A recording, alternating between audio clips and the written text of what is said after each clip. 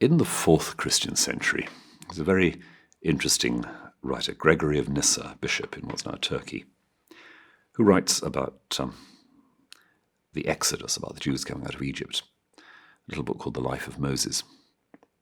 And he says, if you read that story, you see people are offered liberty.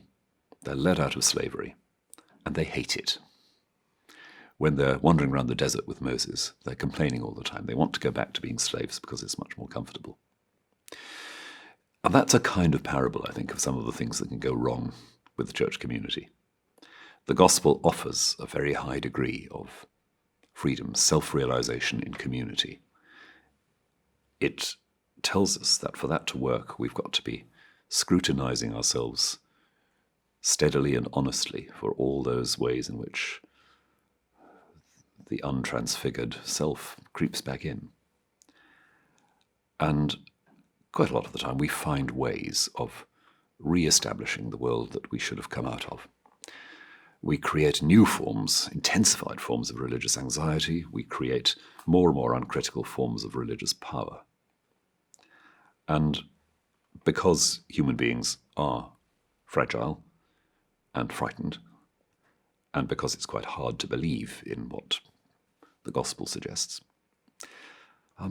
it's not entirely surprising if we go on slipping back, if the church is repeatedly not what it ought to be, not what it could be, and in fact just providing a kind of religious version of what's going on around, whether it's the medieval papacy warring with the kingdoms of medieval Europe, or whether indeed it's the kind of picture you see described in a 19th century novelist like George Eliot, writing about provincial religion in the Midlands of the 1830s and 40s, where the gods are the gods of respectability and convention, and anything beyond that is, fatally difficult.